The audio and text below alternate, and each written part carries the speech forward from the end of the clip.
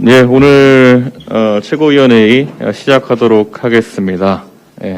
먼저 저는 오늘 특별한 모두 발언이 없습니다. 그래서 김기현 원내대표께서 먼저 말씀 주시겠습니다.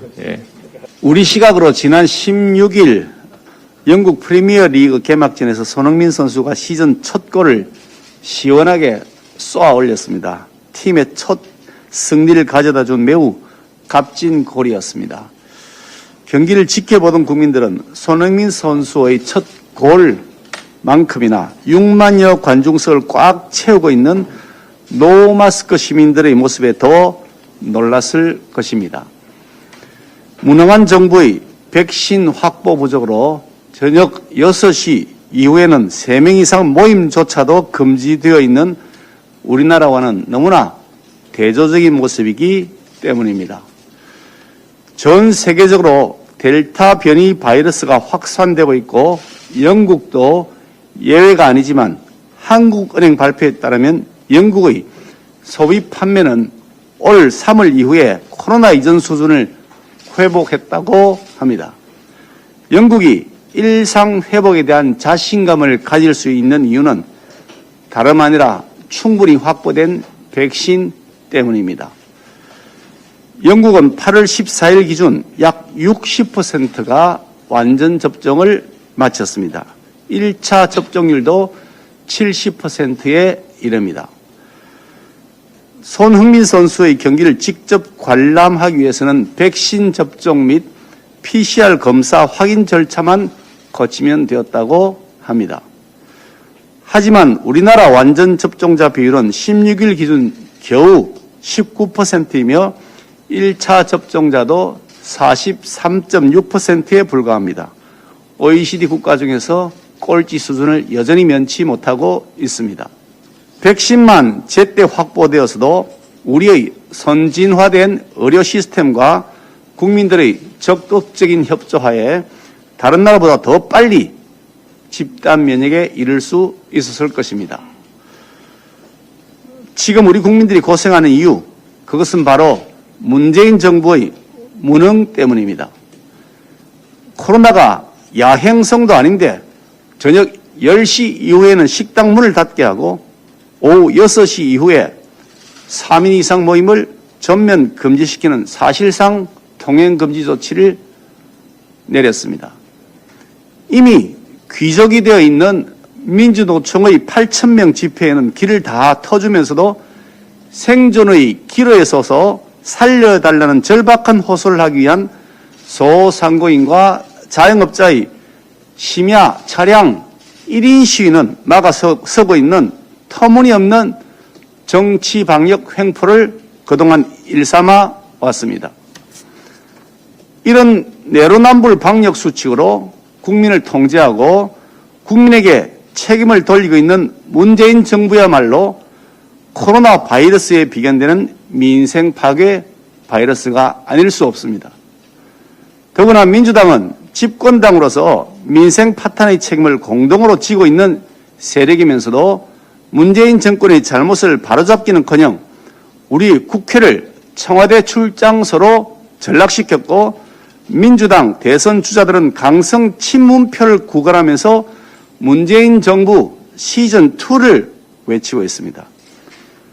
조국과 함께하겠다는 이낙연 전 국무총리나 음식 맛 선전하던 인물을 경기관광공사 사장에 알박게 하는 이재명 경기도지사, 이들 중 누구가 민주당 후보가 되더라도 문재인 정권의 민생 파괴 바이러스를 탈피하기 어려울 것은 자명합니다. 우리 국민의힘을 비롯한 범야권이 똘똘 뭉쳐서 문재인표 민생 파괴를 막아내는 백신 역할을 해야 합니다. 우리 당 후보자들과 저를 포함한 당 지도부 모두는 이 시대적 사명을 그 무엇보다 우선시해야 할 것입니다. 국민의당 안철수 대표님 또한 문재인 정권의 무능, 반칙과 특권을 바로잡아야 한다고 하는 시대적 사명을 한순간도 잊지 않으셔야 할 것이라고 생각합니다. 그 누구도 문재인표 민생 파괴의 변이 바이러스가 탄생하도록 하는 과오를 범하게 되면 역사의 대역죄인이 될 것임을 명심하고 우일신해야 할 때입니다. 이상입니다. 네, 일주일 만에 최고위 다시 당원들 뵙게 돼서 참 반갑습니다. 지난 한 주 많은 일들이 있었고 또 많은 말씀들을 듣고 오늘 최고위 회의가 열리기를 기다렸습니다.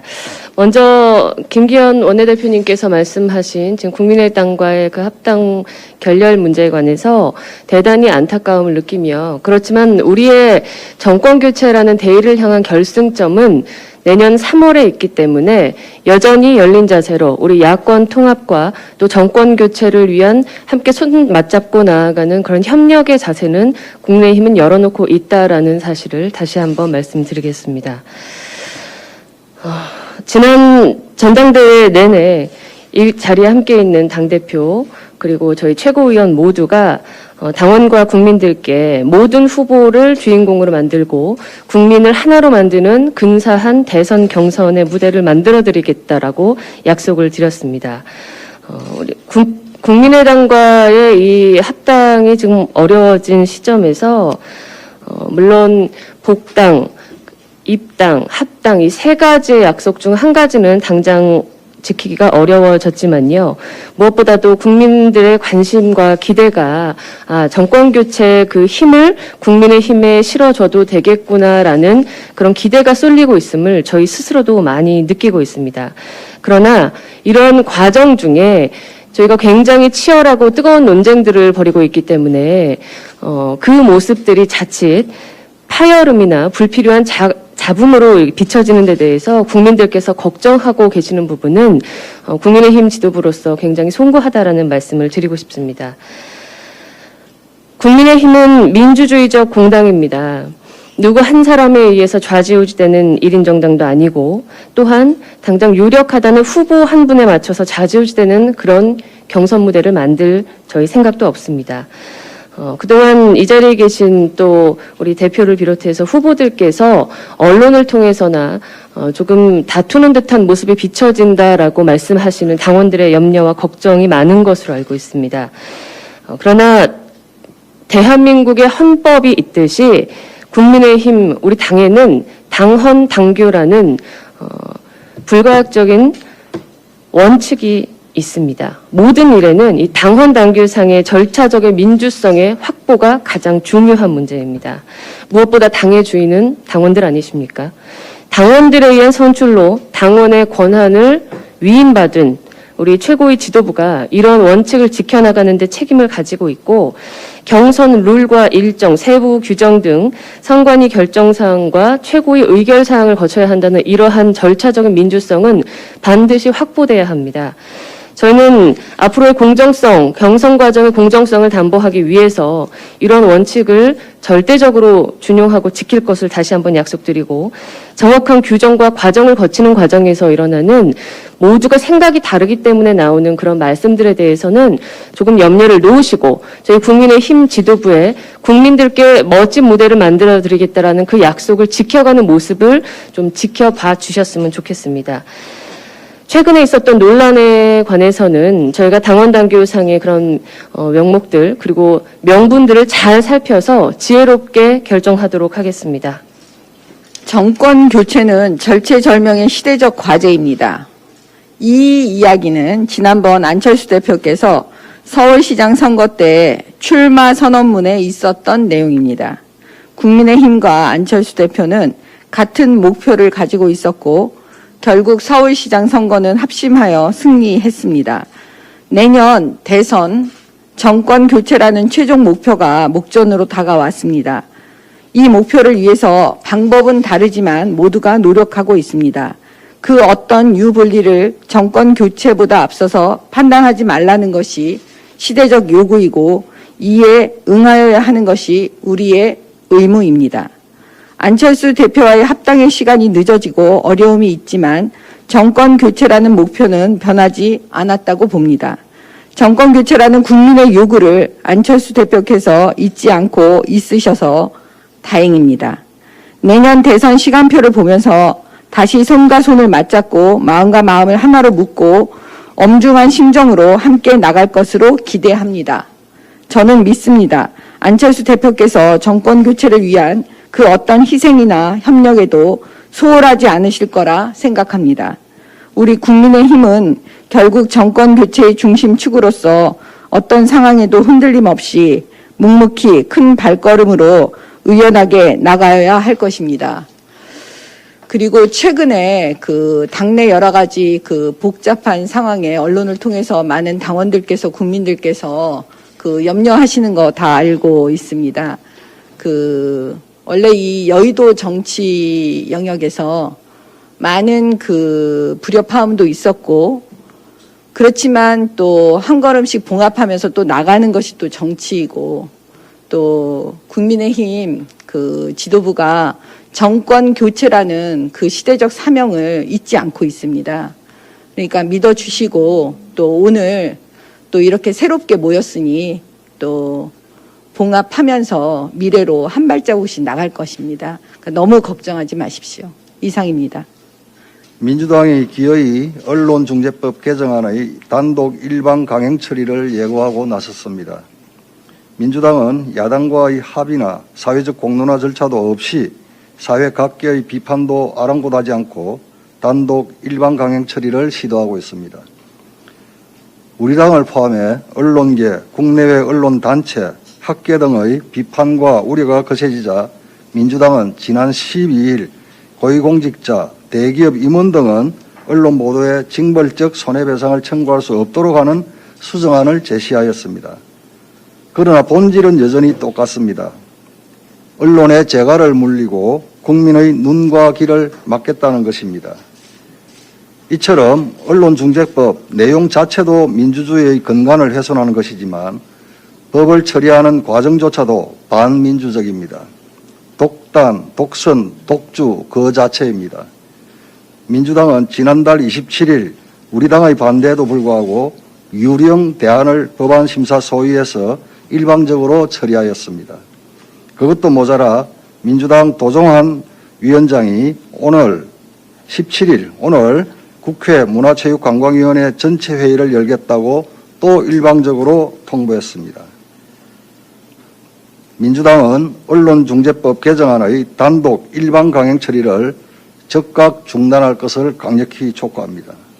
문재인 대통령이 지난 15일 광복절 축사에서 코로나 위기를 어느 선진국보다 안정적으로 극복하고 있다며 10월이면 전 국민의 70%가 2차 접종까지 완료할 것이라고 자신했습니다. 지난 7월 7일부터 1000명대 확진자가 발생하여 최근에는 2000명에 육박하고 있고 2차 백신 접종까지 마친 인구는 고작 19%에 불과합니다. 모더나 8월 공급 물량도 반토막이 났습니다. 정부 대표단이 모더나 본사까지 방문했지만 구체적인 성과도 없이 빈손으로 귀국했습니다.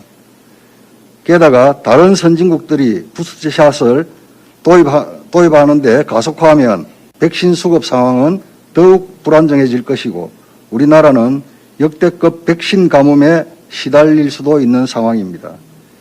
현실상과는 거리가 먼 문재인 대통령의 방역 자화자찬과 근거 없는 장밋빛 전망을 믿을 국민은 이제 더 이상 없습니다. 지금까지 문재인 정부는 백신 수급 상황에 따라 주먹구구식 지침으로 국민의 불신을 키워왔습니다. 아스트라제네카 접종 연령 기준은 올해 2월부터 지난 13일까지 6개월 동안 무려 3번이나 변경되었습니다. 65세 이상이었던 기준이 혈전증 논란으로 인해 30세 이상으로 또 50세 이상으로 변경됐다가 지난 13일 자녀 백신에 한하여 30세 이상 희망자로 다시 변경되었습니다.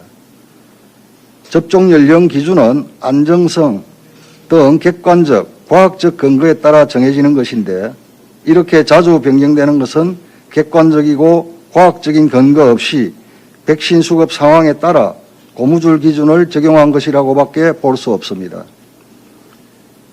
게다가 문재인 대통령은 이재용 삼성전자 부회장의 가석방에 대해 반도체와 백신 분야에서 역할을 기대하며 가석방을 요구하는 국민들도 많다며 마땅히 정부가 해야 할 백신 확보에 대한 책임을 기업에 떠넘기는 등 무능하고 무책임한 모습을 보였습니다. 이제 문재인 대통령은 방역 현실과 동떨어진 나홀로 자화자찬을 그만두어야 합니다. 백신 확보에 국가 총역량을 결집시키고 현재 백신 수급 상황에 대해서 솔직하게 국민에게 설명해 백신에 대한 국민적 신뢰를 조금이나마 회복하기를 촉구합니다. 우리 당은 지난해 추경사업, 신규사업 및 예비비 사업, 국민공분사업, 법률 지침 위반 사업과 혈세 낭비 사업 등을 적시한 2020 회계년도 5대 분야 결산 100대 문제 사업을 발간했습니다.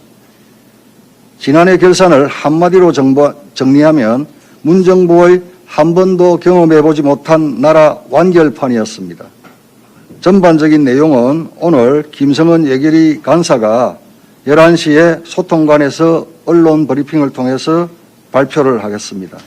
간첩단 활동 혐의를 받는 자주통일 충북 동지의 사건이 국가정보원에서 검찰로 넘어갑니다. 이 사건을 맡을 청주지검이 최근 수사력 보강을 위해 대검에 검사 파견을 요청했지만 대검은 이를 거부했다고 합니다. 충북 동지의 사건은 왕재산 간첩단 사건 이후 최대의 간첩단 사건으로 지목받고 있습니다. 단 한 명의 검사를 충원해 주는 게 그렇게 무리냐는 지적이 있습니다. 혹시 이번 수사를 탐탁하게 보지 않는 사람이 있는 건 아닌지 의문이라는 지적도 있습니다. 공안 수사를 비롯한 각종 수사의 경험이 풍부한 김오수 검찰총장 입장에서는 이러한 대규모 간첩단 사건의 실체 진실을 규명하는 데 있어서는 검사의 수가 태부적이라는 것을 너무나도 잘 알고 있을 것입니다. 김오수 검찰총장은 정권의 눈치를 보지 말고 이번 간첩단 사건의 실체 진실 규명을 위해서 청주지검에서 요구하는 수사 인력을 즉각 파견해 줄 것을 촉구합니다. 지난주 재미동포분들의 말씀을 듣고 한인 기업인들, 기후변화 전문가들을 만나 현안에 대해 논의하기 위해 미국에 다녀왔습니다. 우선 미국에 계신 우리 국민들께서는 문재인 정부의 조기 백신 수급 실패에 대해서 대체로 안타까움을 느끼고 있었습니다. 미국에서 보고 들었던 내용 중 가장 개탄스럽게 느껴졌던 부분입니다. 국민의힘은 코로나 사태가 터진 이후 백신을 통한 집단 면역의 형성만이 코로나 방역의 핵심 포인트가 될 것이라 계속해서 말씀드렸지만 정부 여당은 자신들의 백신 수급 실패를 인정하지 않고 K-방역이라 자화자찬만 해왔습니다. 이런 정부의 무능함이 내수경제 악화와 국민의 불편으로 이어지고 있는 실정입니다.